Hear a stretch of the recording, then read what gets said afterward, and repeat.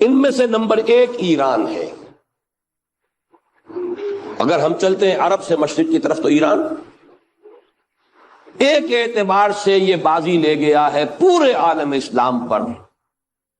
ان کے مذہبی عقائد، ان کی فقہ سے ہمیں جو اختلاف ہے وہ ہے اپنی جگہ پر ہے۔ آپ کو معلوم ہے میرے بارے میں کسی کو اشتباہ نہیں ہو سکتا اس اعتبار سے۔ میری جس درجے دشمنی رکھی گئی ہے، جس طرح میرے سر کا جو ہے مطالبہ ہوتا تھا، 2 ہی آدمی تھے پاکستان میں کہ جن کے سر مانگے گئے، ایک کراچی کے وہ شاہ بلیغ الدین صاحب اور ایک نے۔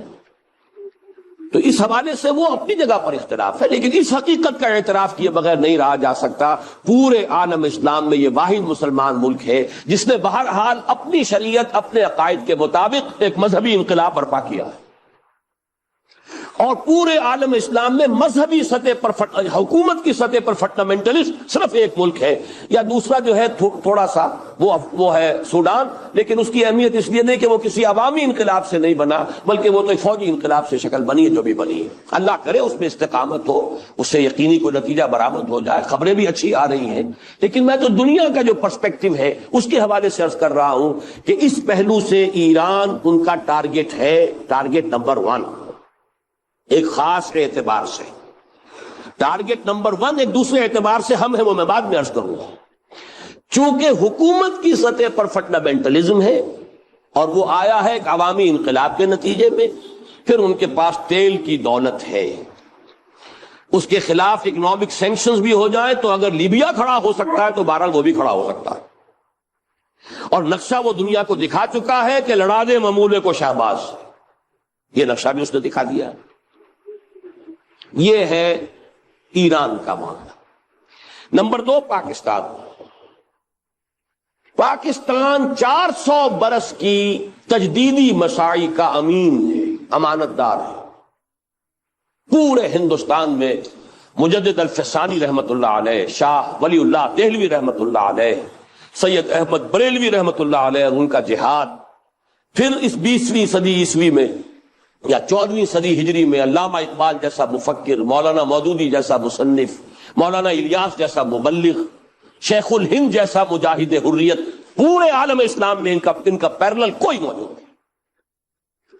یہ 400 سال کی تاریخ ہے، اس کی امانت اور اس کے نتیجے میں یہاں کے مڈل کلاس میں فنڈامنٹلزم کا ایک نیوکلیس ہے، اگرچہ حکومت کی سطح پر کوئی پیش رفت نہیں ہو سکی آج تک، بلکہ اب تو پسپائی ہو رہی ہے، اب پیچھے ہٹ رہے ہیں۔ وہ ہمارے ان سیاسی جو بھی زعماء ہیں، جو جماعتیں ہیں، ان کی غلطی اور الیکشن ہی کو واحد میدان بنا کر اس کے اندر اپنا سارا وقت و توانائی اور قوتیں ضائع کر دینا، یہ ہے در حقیقت جس کا کہ یہ صدا مل رہی ہے کہ اس اعتبار سے تو پسپائی کی طرف ہے معاملہ، کسی پیش رفت کی طرف نہیں ہے۔ لیکن باہر والے تو دیکھتے ہیں نا کہ اندر کیا کچھ مواد موجود ہے۔ اگر مڈل کلاس میں وہ فنڈامنٹلزم کا بارود موجود ہے تو کسی بھی وقت اس کے اندر جو ہے وہ کوئی دھماکہ ہو سکتا ہے۔ دوسری بات جو ان کے لیے ایک اعتبار سے ٹارگٹ نمبر 1 ہمیں بنا رہی ہے، وہ ہمارا ایٹمک نو ہاؤ ہے۔ پورے عالم اسلام میں اور کسی کے پاس نہیں۔ اسلامی بم اگر بنے گا تو یہی بنے گا۔ یہ ہے مختلف اسباب جس کے بنا پر ایران اور پاکستان کو آپ بریکٹ کر لیجئے، یہ اس نیو ورلڈ آرڈر یا آج کی میری گفتگو کے حوالے سے یہودی اور عیسائی گٹھ جوڑ کا جو ٹارگٹ نمبر 1 ہے، ایک اعتبار سے ایران ہے، ایک اعتبار سے پاکستان۔ ان میں سے نمبر 1 ایران ہے۔ اگر ہم چلتے ہیں عرب سے مشرق کی طرف تو ایران ایک اعتبار سے یہ بازی لے گیا ہے پورے عالم اسلام پر۔ ان کے مذہبی عقائد، ان کی فقہ سے ہمیں جو اختلاف ہے وہ ہے اپنی جگہ پر ہے۔ آپ کو معلوم ہے میرے بارے میں کسی کو اشتباہ نہیں ہو سکتا اس اعتبار سے۔ میری جس درجے دشمنی رکھی گئی ہے، جس طرح میرے سر کا جو ہے مطالبہ ہوتا تھا، 2 ہی آدمی تھے پاکستان میں کہ جن کے سر مانگے گئے، ایک کراچی کے وہ شاہ بلیغ الدین صاحب اور ایک نے۔ تو اس حوالے سے وہ اپنی جگہ پر اختلاف ہے، لیکن اس حقیقت کا اعتراف کیے بغیر نہیں رہا جا سکتا پورے عالم اسلام میں یہ واحد مسلمان ملک ہے جس نے بہرحال اپنی شریعت، اپنے عقائد کے مطابق ایک مذہبی انقلاب برپا کیا ہے۔ اور پورے عالم اسلام میں مذہبی سطح پر حکومت کی سطح پر فنڈامنٹلسٹ صرف ایک ملک ہے، یا دوسرا جو ہے تھوڑا سا وہ ہے سوڈان، لیکن اس کی اہمیت اس لیے نہیں کہ وہ کسی عوامی انقلاب سے نہیں بنا، بلکہ وہ تو فوجی انقلاب سے شکل بنی ہے جو بھی بنی ہے۔ اللہ کرے اس پہ استقامت ہو، اس سے یقینی کوئی نتیجہ برآمد ہو جائے۔ خبریں بھی اچھی آ رہی ہیں، لیکن میں تو دنیا کا جو پرسپیکٹو ہے اس کے حوالے سے عرض کر رہا ہوں کہ اس پہلو سے ایران ان کا ٹارگٹ ہے، ٹارگٹ نمبر 1 ایک خاص اعتبار سے۔ ٹارگٹ نمبر 1 ایک دوسرے اعتبار سے ہم ہیں، وہ میں بعد میں عرض کروں گا۔ چونکہ حکومت کی سطح پر فنڈامنٹلزم ہے اور وہ آیا ہے ایک عوامی انقلاب کے نتیجے میں، پھر ان کے پاس تیل کی دولت ہے، اس کے خلاف اکنامک سینکشنز بھی ہو جائیں تو اگر لیبیا کھڑا ہو سکتا ہے تو بہرحال وہ بھی کھڑا ہو سکتا ہے، اور نقشہ وہ دنیا کو دکھا چکا ہے کہ لڑا دے ممولے کو شہباز، یہ نقشہ بھی اس نے دکھا دیا ہے۔ یہ ہے ایران کا معاملہ۔ نمبر 2 پاکستان۔ پاکستان 400 برس کی تجدیدی مساعی کا امین ہے، امانت دار ہے۔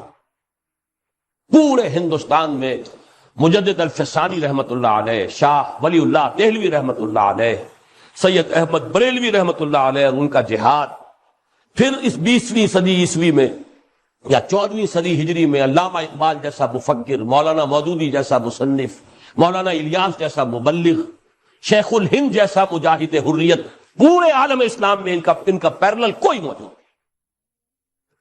یہ 400 سال کی تاریخ ہے، اس کی امانت، اور اس کے نتیجے میں یہاں کے مڈل کلاس میں فنڈامنٹلزم کا ایک نیوکلیس ہے، اگرچہ حکومت کی سطح پر کوئی پیش رفت نہیں ہو سکی آج تک، بلکہ اب تو پسپائی ہو رہی ہے، اب پیچھے ہٹ رہے ہیں۔ وہ ہمارے ان سیاسی جو بھی زعماء ہیں، جو جماعتیں ہیں، ان کی غلطی اور الیکشن ہی کو واحد میدان بنا کر اس کے اندر اپنا سارا وقت اور توانائی اور قوتیں ضائع کر دینا، یہ ہے در حقیقت جس کا کہ یہ صدا مل رہی ہے کہ اس اعتبار سے تو پسپائی کی طرف ہے معاملہ، کسی پیش رفت کی طرف نہیں ہے۔ لیکن باہر والے تو دیکھتے ہیں نا کہ اندر کیا کچھ مواد موجود ہے۔ اگر مڈل کلاس میں وہ فنڈامنٹلزم کا بارود موجود ہے تو کسی بھی وقت اس کے اندر جو ہے وہ کوئی دھماکہ ہو سکتا ہے۔ دوسری بات جو ان کے لیے ایک اعتبار سے ٹارگٹ نمبر 1 ہمیں بنا رہی ہے، وہ ہمارا ایٹمک نو ہاؤ ہے۔ پورے عالم اسلام میں اور کسی کے پاس نہیں۔ اسلامی بم اگر بنے گا تو یہی بنے گا۔